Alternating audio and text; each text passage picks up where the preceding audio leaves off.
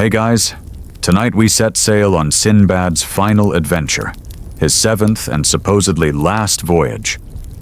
The stars are low, the sea is quiet for now, and your sandals are once again caked with harbor mud. You're older now, wiser too, or at least you should be, but the pull of the open sea, the lure of something just over the horizon, it never goes away, does it? You've survived shipwrecks, bird attacks, giants, and magical kings. You're comfortably wealthy back home in Baghdad, and most people would be more than content to kick back with a plate of dates and an iced drink. But you just can't resist one more go, one more sail, one more risk, one more brush with death that you'll probably laugh off later at dinner. You probably won't survive this, so before you get comfortable, take a moment to like the video and subscribe. But only if you genuinely enjoy what I do here.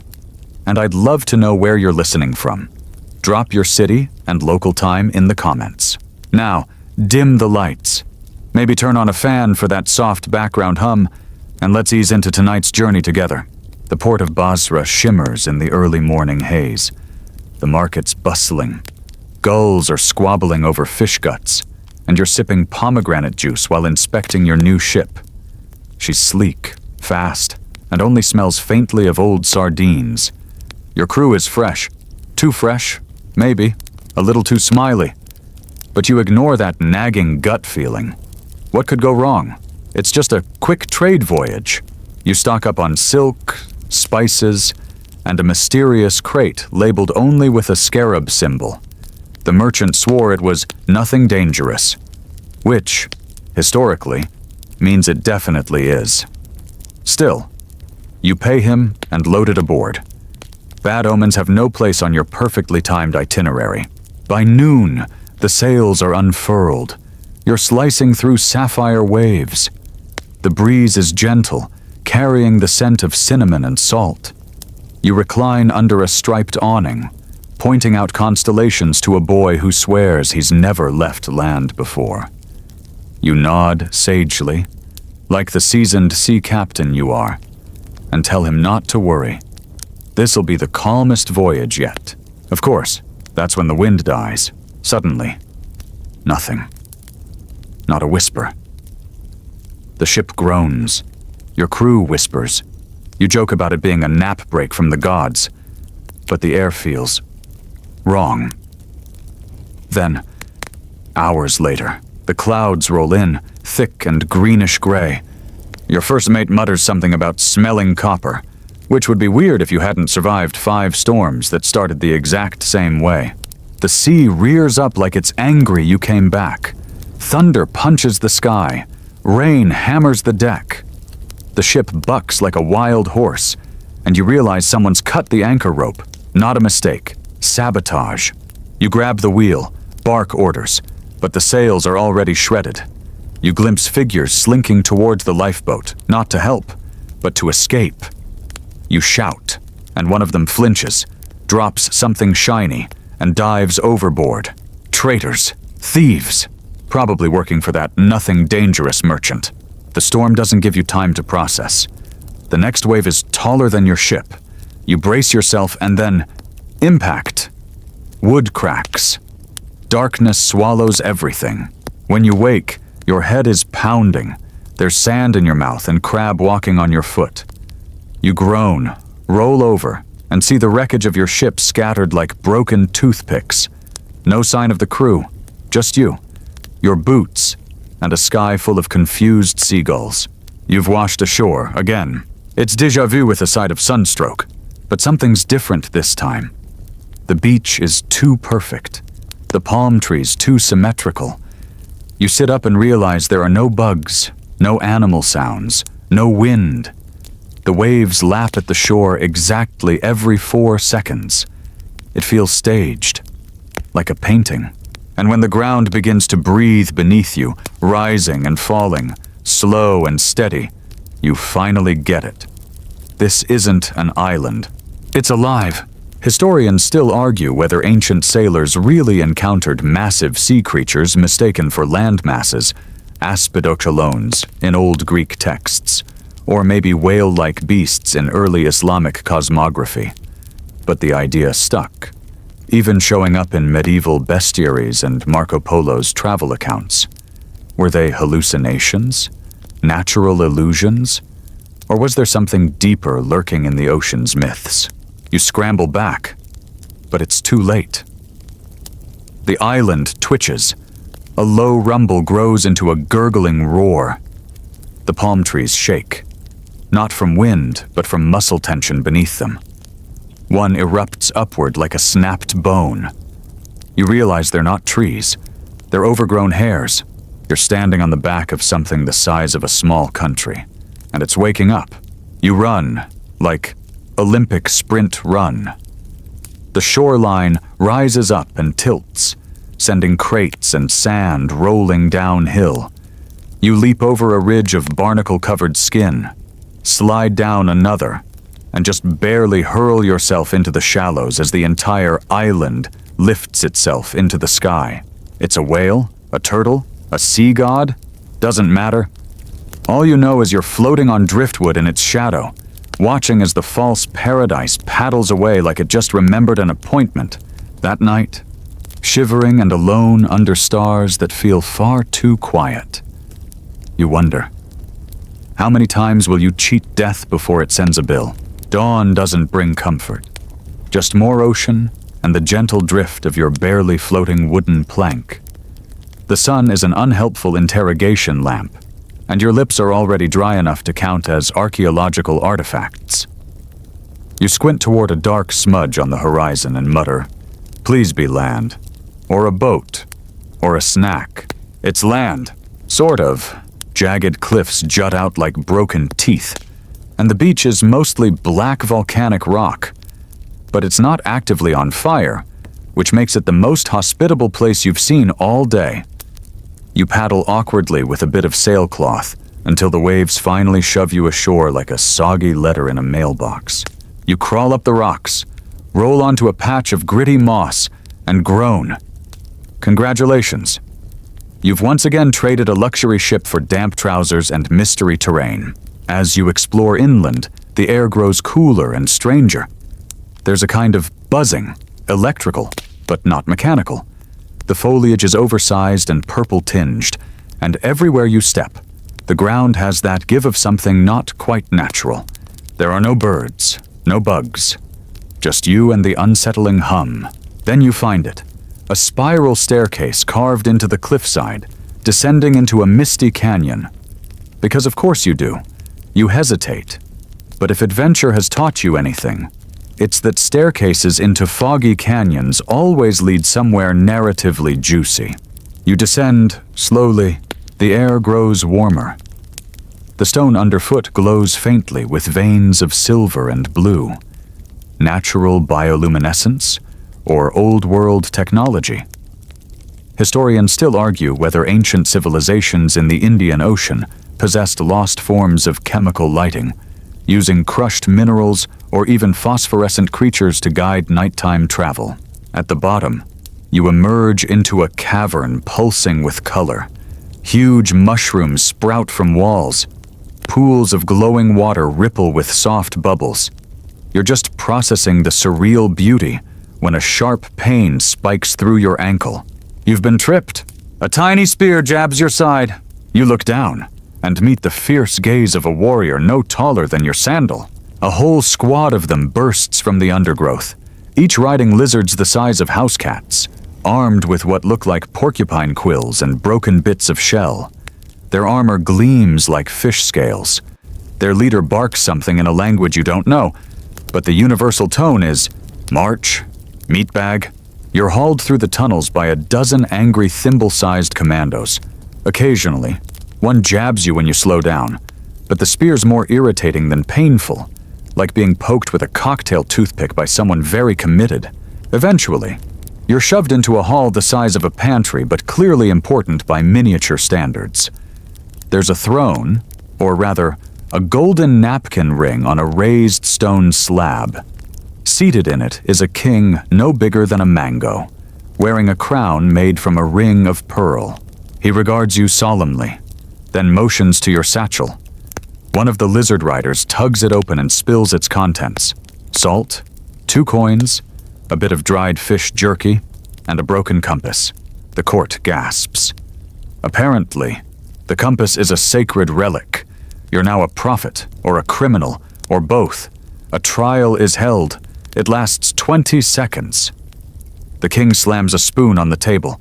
Guilty. Your punishment? Carrying their entire army across a nearby swamp. Because you're huge, and swamp monsters love tiny snacks. So naturally, they decide to strap themselves to your shoulders like a fanny pack of fury and treat you as a mobile fortress. You spend the next 3 days wading through leech-filled sludge while being pelted with commands and squeaky war cries. It's undignified, exhausting, and you're pretty sure you now have a fungus growing between your toes that started its own ecosystem. On the upside, you do get to learn some of their traditions. Apparently, they believe storms are caused by angry sky worms, and the only way to calm them is by dancing on mushrooms while humming off-key. You try it. Honestly, it kind of works. On the 3rd night, while you're sleeping, curled under a giant leaf and trying not to think about how many bugs might be nesting in your beard, you're awoken by a rumble. Not a normal rumble. A deep, bowel-of-the-earth growl that seems to vibrate your bones. You sit up, and the lizard riders are already panicked, clinging to your hair and whispering urgently. Then it steps into view, 30 feet tall, with one eye like a furnace and teeth the size of tombstones. A giant. Not the metaphorical kind. An actual, legitimate, human-shaped giant. Wearing what appears to be a stitched-together quilt of ship sails and palm bark. He sees you, tilts his head, and smiles. It's a smile you've seen before, on cats, right before they pounce on mice. The tiny king screams. The troops scatter. One even yells, "Retreat to the nostrils!" which makes no sense but somehow sounds brave. You, however, do not retreat. You freeze. Because what else do you do when a walking mountain just decided you're tonight's dinner? Fun historical side note. Ancient Arabic and Persian texts sometimes mention divs, or ifrits, that towered above men, dwelling in distant islands or cursed mountains. While no fossil evidence of humanoid giants exists, folklore from across the Indian Ocean, including early Malay, Somali, and Sri Lankan sources, shares startlingly consistent descriptions of giant beings with fire in their eyes and a taste for wandering sailors. You're grabbed like a child's doll. The giant sniffs you, shrugs, and tosses you into a sack slung over his shoulder. It's scratchy, smells of mold and mackerel, and contains 3 other unfortunate souls. All unconscious. Well, so much for being a mobile fortress. You're now cargo. The inside of the sack is damp, dark, and smells like a walrus's laundry basket. You shift slightly, elbow-knocking something that feels like a boot, thankfully still attached to a groaning sailor. At least you're not alone in your misery. The swaying stops. A thundering step, then another, and then you're airborne for about half a second before hitting solid earth with a thud and a wet splatter. The sack spills open. Blinding sunlight. Heat.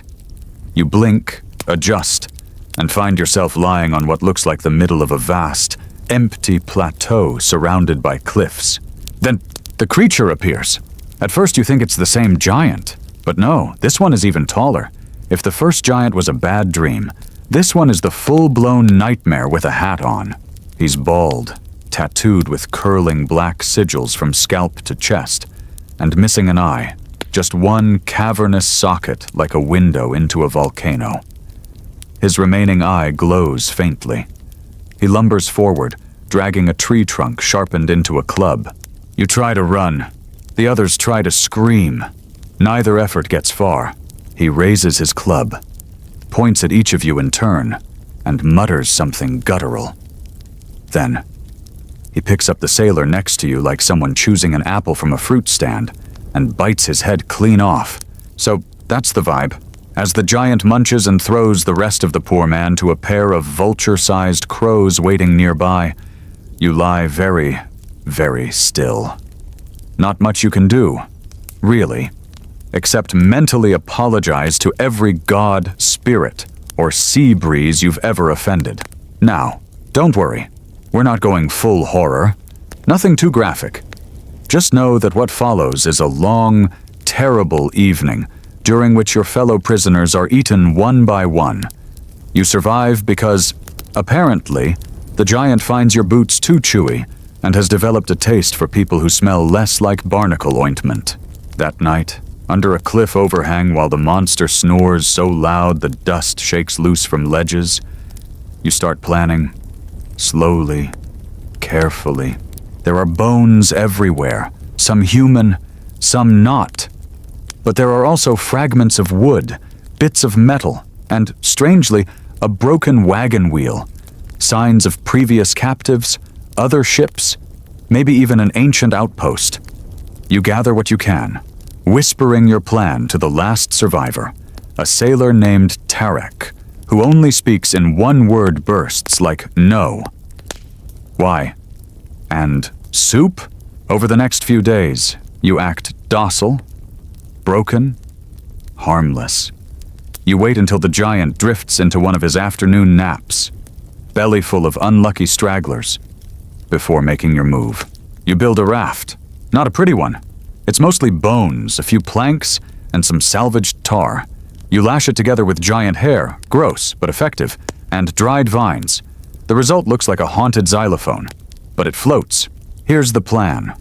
Roll the raft down the slope of the plateau and into the river that winds between the cliffs. There's no guarantee where it goes. Maybe it leads to freedom, maybe to another, hungrier giant, but staying is no longer an option. You drag it quietly to the edge, Tarek trailing behind with a stolen ladle and his eternal look of confusion. And pray. Then you hear the roar. The giant is awake and angry. You don't know if he spotted the missing tools or just has indigestion, but he's storming toward you, club raised, eyes burning like sunset through smog. You shove the raft over the edge and leap. The fall is brutal. You slam into the water hard enough to forget your own name. Tarek lands next to you, miraculously still clutching his ladle. You both surface gasping, only to be swept downstream at a terrifying pace. But you're free, kind of. Here's the thing. The river is not normal. It glows faintly, like moonlight caught in syrup. The water is warm, almost too warm, and every now and then you pass ancient statues half sunken in the banks, cyclopean faces, stone arms reaching upward. The current pulls you forward relentlessly, and you can't help but wonder if this place was once a city, long buried and cursed. There's a legend, scattered across medieval Persian geographies, about the River of Night, an underworld tributary said to flow through forgotten kingdoms. Some maps place it near Serendib, modern-day Sri Lanka. Others claim it's in Socotra. It's always marked with skulls and serpents, and no one agrees where it ends. Historians still argue whether these were metaphorical warnings or garbled traveler tales warped over centuries. You cling to your bone raft, drifting past glowing rocks and twisted trees with leaves like hands. The sky begins to darken, but not from clouds, from something coiling above. That's when the sea snakes arrive, thick, pale, and almost translucent. Dozens of them. They rise from the water silently, their eyes glowing with the same light as the river. You don't even have time to scream. But, plot twist, they don't attack. They just circle. One nuzzles the raft. Another slithers across Tarek's leg like a curious puppy. They seem more fascinated than hostile, which is somehow worse. Eventually, the current slows. The river widens, then empties into a still, dark lagoon. The air changes, smells saltier, heavier. You spot stars above, a real sky this time, and then nothing. Just the soft lap of water and the distant screech of something you hope isn't hungry. Tarek finally breaks the silence. Soup, Honestly, that doesn't sound too bad. Your raft drifts into the lagoon like a ghost in a forgotten dream. The water's too still, too quiet. If you didn't know better, you'd think you'd passed into the afterlife. And not the fun kind with dancing maidens and infinite honey, more like the budget-tier limbo where the Wi-Fi is always out. Tarek hums a tune that might be a lullaby or might be a warning.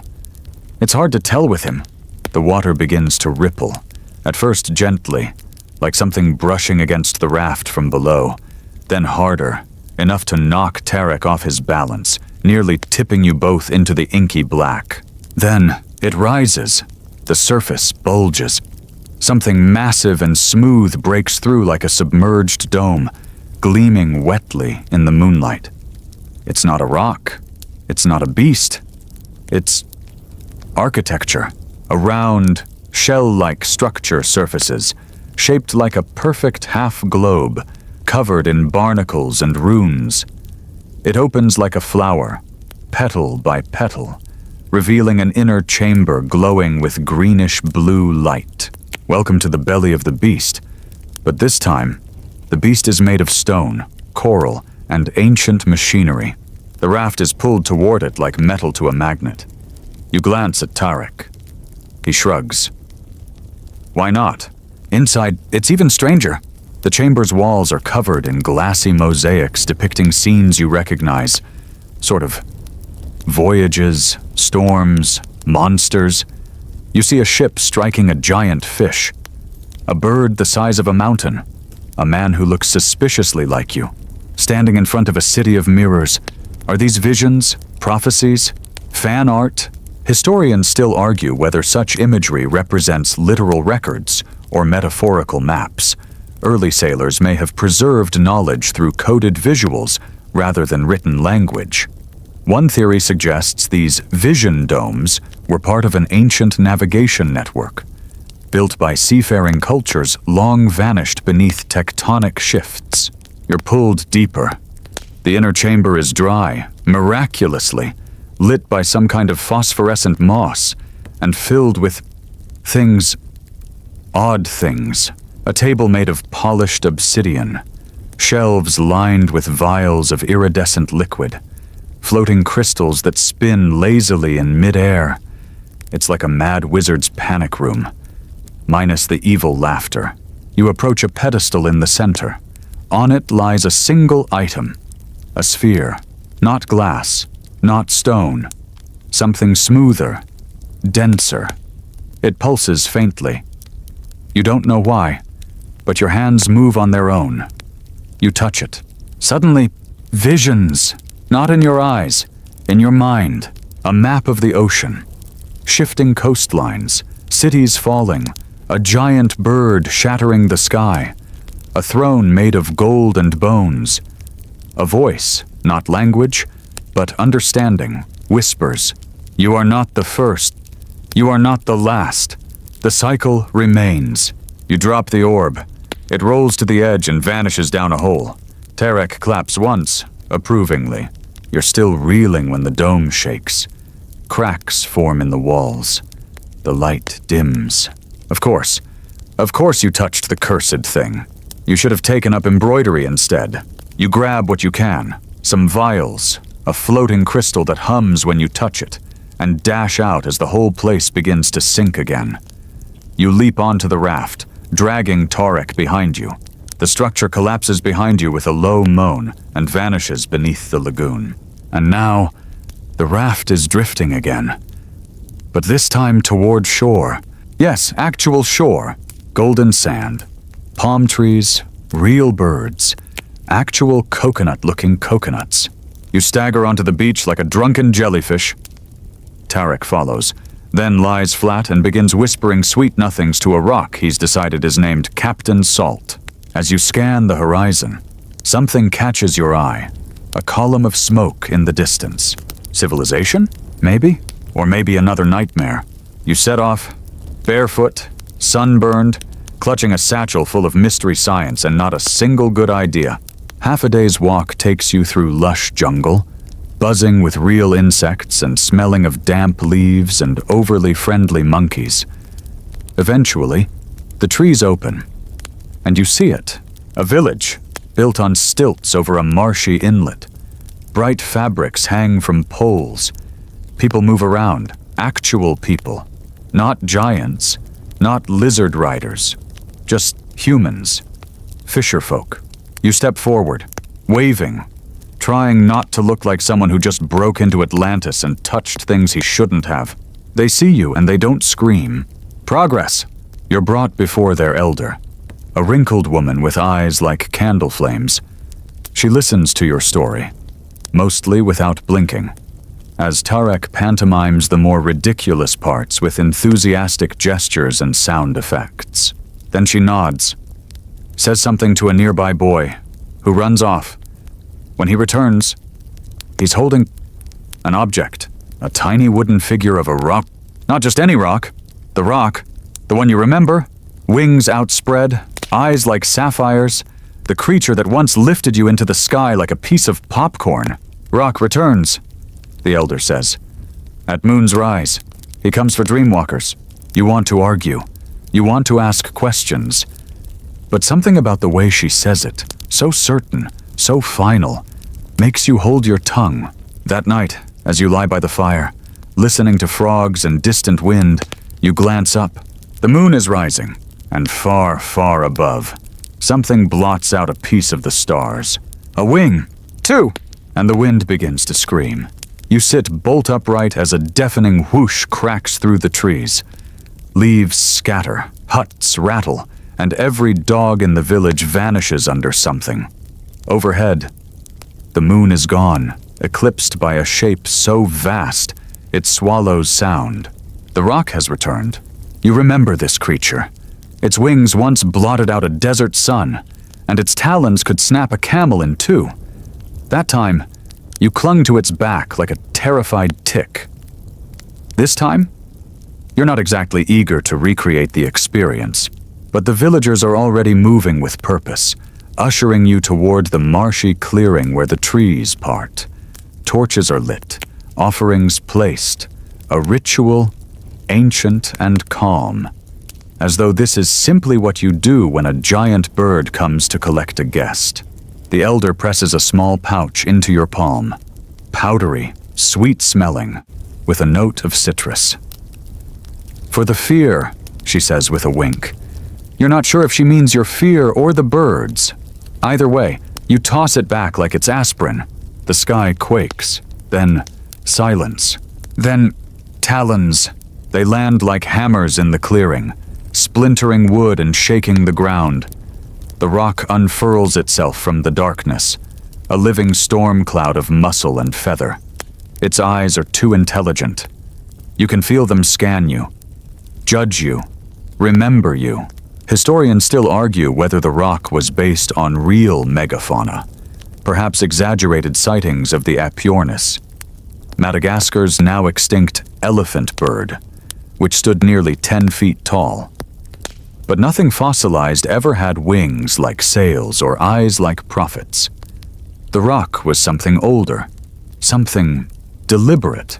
You bow, not because it's polite, but because your knees give out. The rock lowers its head slightly, and the villagers cheer softly. They know something you don't. Or maybe they just know you're leaving. Tarek clasps your wrist. You go. I stay. Soup here? Good. You raise an eyebrow. You're sure? He nods solemnly, then immediately starts chasing a duck with a coconut. That's a yes. The villagers help you climb into a curved leather harness lashed between the rock's shoulders. It smells like salt and sun. You grab the grip straps, close your eyes, and launch. The world drops away. You're in the sky. No, above the sky. The wind is a river now, threading between stars. You see the curve of the earth, the shimmer of distant seas, and for a moment, it's beautiful, weightless, peaceful. Then you remember that you're strapped to a 1,000-pound apex predator who does not fly in a straight line. The bird banks hard. Your stomach stays behind for a second. You yelp, swear under your breath, and cling like a man who's suddenly very interested in religion. But then, something strange happens. You see patterns.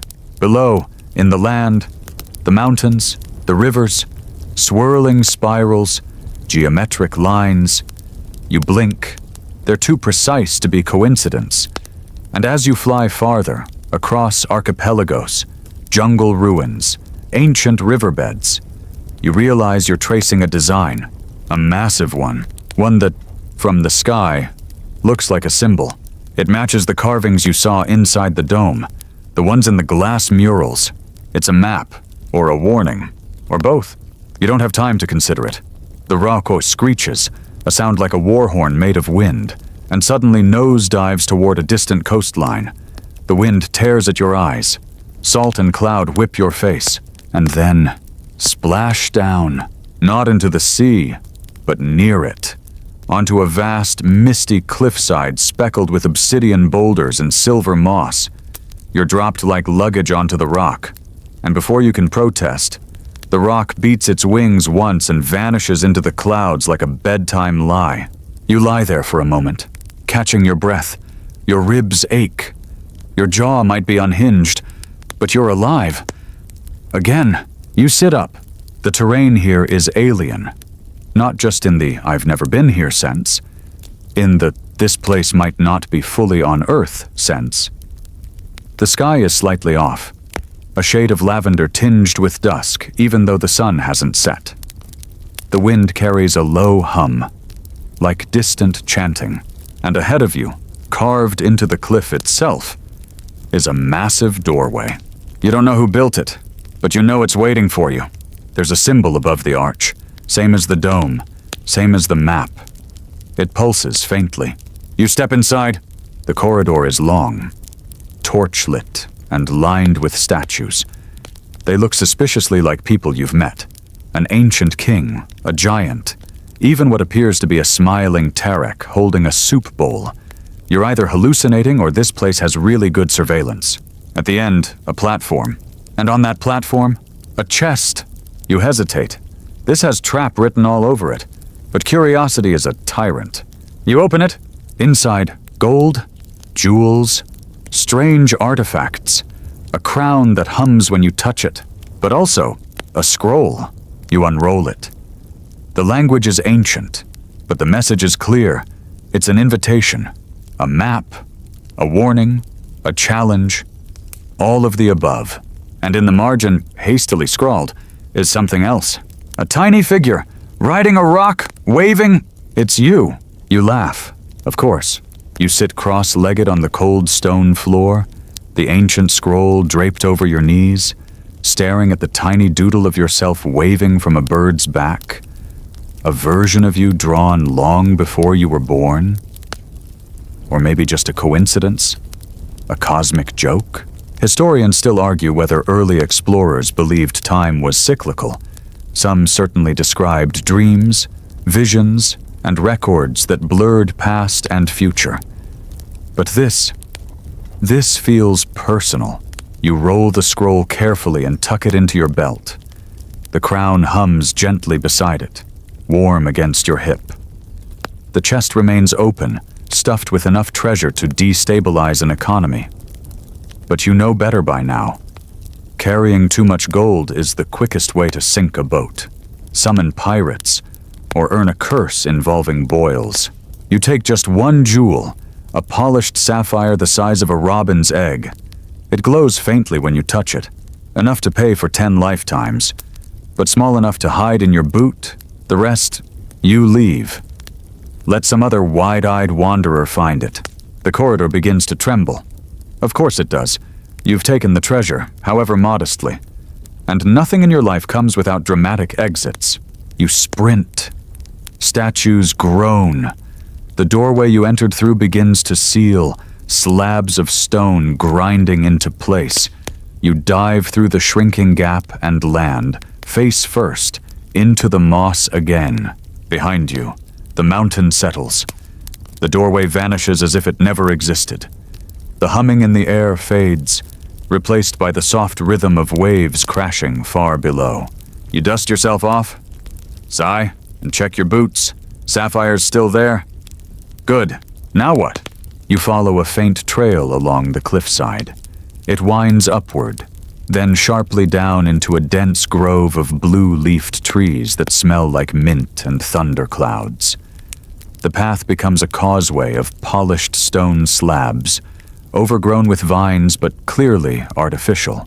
And at its end, another city, or what's left of it. Crumbled towers, sunken walls, doorways sealed shut with coral and time, a forgotten kingdom. But someone, or something, still lives here. Smoke drifts lazily from a stone chimney. You approach cautiously, thinking maybe, just maybe, you've finally stumbled onto a normal human settlement with bread and no blood rituals. A figure steps into view, tall, slender, robed in something woven from silver thread and feathers. They wear a porcelain mask shaped like an owl's face, and when they speak, their voice echoes, not loudly, but like it's bouncing off memories you haven't had yet. You carry the sapphire. You nod, instantly regretting it. Then you have been marked. Come. You're ushered into a circular hall filled with books made of metal sheets, suspended maps, and floating glass panels etched with symbols. The figure explains, if explain is the right word, it's more like poetry performed at gunpoint. Something about ancient paths, skyborne messages, and the third cycle of the dreaming stone. You nod like you understand. You don't. What you do catch is this. The sapphire is a key to a city, a floating one, a place built before the oceans rose, a place that only appears at certain tides, in certain winds. You're given a name. Abaran-Zu. The figure gestures to a map made of folded light. Points to an island not far from here, one you swear wasn't on any chart. Go there. Wait for the rising moon. When the birds scream, it will rise. You blink. That's the entire plan? Yes, they say calmly. Also, do not eat the red flowers. They bite back. You leave, because what else can you do? The path to the coast is shorter this time. You find a fisherman's canoe, half buried in the sand, but seaworthy enough. You set sail with a packed satchel, a bottle of minty water, and a brain full of cryptic instructions. The sky darkens. The sea grows glassy. You paddle, and just when you start thinking this might be the voyage where nothing explodes, the birds arrive, hundreds of them, screeching, frantic, in every direction, and then the sea lifts, not in waves but in columns, like something beneath the water is waking up. The island rises, stone spires pierce the surface. Bridges unfold like blooming petals.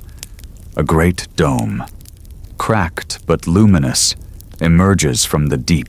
This is Abaran-Zu, part city, part temple, part shipwrecked god. You land on a mossy platform and step into a courtyard tiled with star patterns. No guards, no people, just echoes, and a single pedestal. You remove the sapphire from your boot, place it in the hollow. The ground shudders. A staircase opens beneath your feet. The staircase spirals downward, smooth and seamless, carved not by hands but by something more precise, like it was grown from the stone. Your footsteps echo, soft but unignorable, like your presence here is both welcome and profoundly inappropriate. Huge, circular, empty, except for a single stone dais in the center and walls inscribed with more of those symbols, lines looping over stars, waves crashing into spirals, something resembling a bird perched over an eye. You approach slowly. It's not bound in leather or cloth, but something metallic, dark, iridescent, with veins of gold that shift when you tilt your head. No dust, no decay, like it was placed here moments ago. You reach out. The book opens itself. Its pages don't flip, they flow, like liquid caught in place. The words don't stay put, either. They shift, rewrite themselves as you read. Whatever this language is, your mind understands it even if your tongue never could. And what it tells you is simple, terrifying, and weirdly flattering. You are the last of the chosen mapwalkers. The cities are sleeping. The cycle ends with you. You blink. Me? Of course it's you. Who else would stumble backward into a divine scavenger hunt involving sea monsters, miniature kings, and an aggressive soup connoisseur? You flip through the pages. Each section describes a city, long lost, drowned, burned, or buried. Each city held a stone, like the one in your boot. Each stone connected to a song line, a pathway through reality itself, walked only by those who dream with their eyes open. You remember stories sailors told, about haunted routes where compasses failed, islands that vanished between sightings, storms that appeared without warning. You thought they were myths, tall tales for taverns and drunk scribes. Historians still argue whether these navigational mysteries, like the phantom island of High Brazil or the shifting sands of Ubar, were delusions, mirages, or some deeper truth lost to time. Maybe the truth is simpler. The world has layers, and you've fallen through a few. You turn to the final page. It's blank, but as you stare, words fade in. One remains, beneath the fire. Bring the key. You look around. No fire, just silence. Then, the ceiling cracks. A beam of reddish gold light pierces through, like sunlight bleeding through smoke. The air warms. The chamber groans, ancient gears stirring like yawns. A panel slides open behind you, revealing stairs that lead even deeper. Because of course they do. You descend, and descend, and descend. The stone warms underfoot. You start sweating. The walls glisten with condensation, then with something else. Metal, maybe, but pulsing faintly. The air thickens. The smell changes. Smoke, rust, and cinnamon. The tunnel ends abruptly. You step out onto a balcony carved into the wall of a cavern so large, your torchlight doesn't touch the opposite end. Below you, cradled in the rock like an egg in a nest, is the city. The fire city. Not burning, not ash. Living fire. Veins of molten gold thread between buildings like rivers. Towers rise and fall in rhythm, like breathing. Bridges arc over glowing pools. And at its center, atop a ziggurat of glimmering obsidian, is another pedestal. No one greets you. No guards, no chants. You take the final stairs slowly. As you approach the pedestal, you feel the sapphire pulse once in your boot.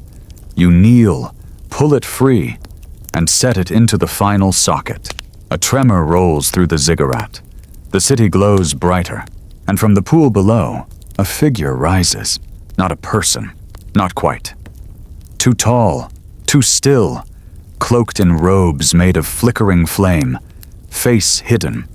Voice soft. You have brought the final key. You have walked the cycle. You open your mouth to ask what that even means. But the figure raises a hand. The fire remembers. The wind forgets. But you return. It turns. Points toward a shimmering archway of flame that wasn't there a moment ago. Pass through. Close the song. Begin again.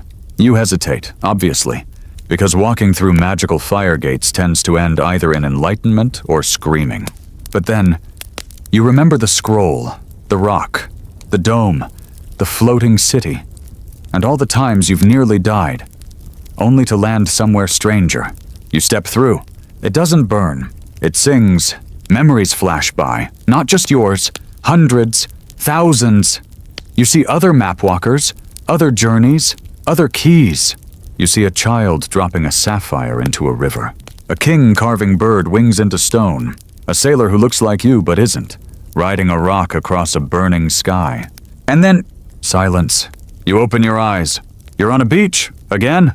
But this one? It's familiar. Palm trees, crabs, the smell of dates cooking in the distance. Baghdad. You made it home. Except, your satchel is full of scrolls. Your boots are still warm. And your shadow flickers, just slightly, in the wrong direction. You sit in the sand for a long while, staring at your flickering shadow. It's not just off-kilter. It moves when you don't. Like it's remembering something you've already forgotten. Like a second version of yourself. Lagging behind. You shake the thought off. Not the weirdest thing that's happened. Not even top 5. The beach is warm. The wind carries the scent of roasted lamb and sweet tea from the city. You're not dead. That's always something. The sapphire is gone, but the memory of its weight lingers in your boot. Your satchel is heavier than you remember, and you hear faint, metallic clinks inside. You pull it open. Inside are 6 small stones, glowing faintly, softly humming, as well as a fresh scroll sealed with red wax. The seal bears no symbol, just a perfect circle, pressed smooth. You break it. The scroll unfurls itself. It reads, "The cities are at rest. For now, but some doors never close.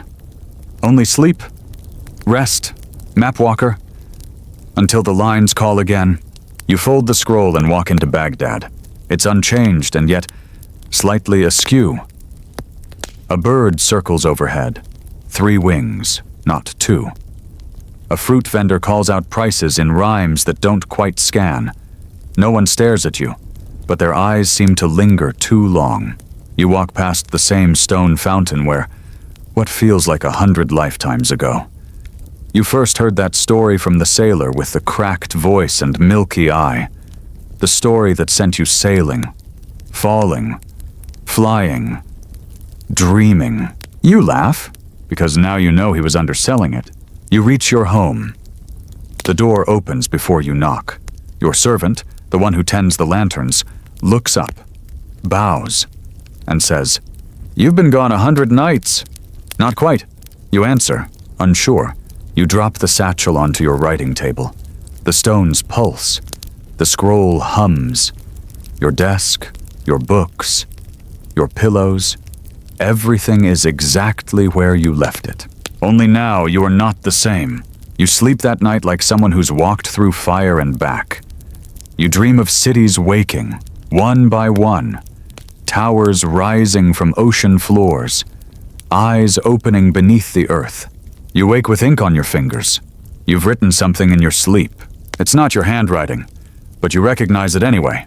A map, not of roads, not of kingdoms, a map of ideas, of memories, a cartography of forgotten songs, where each city is a note, and each note a gate. And at the bottom, scrawled in your own hand, not the end, the middle, you sit back, and you begin to write, because now it's your turn to tell the story. And maybe, just maybe, someone will listen. Maybe someone will read these words one day, by lantern light, in a city just as strange as yours, and wonder if they too might be a map walker. And if they are, they'll follow the clues. They'll set sail, and the story will begin again. So ends the 7th voyage of Sinbad. Not with treasure, not with fame, but with understanding, and the promise of one more journey, always.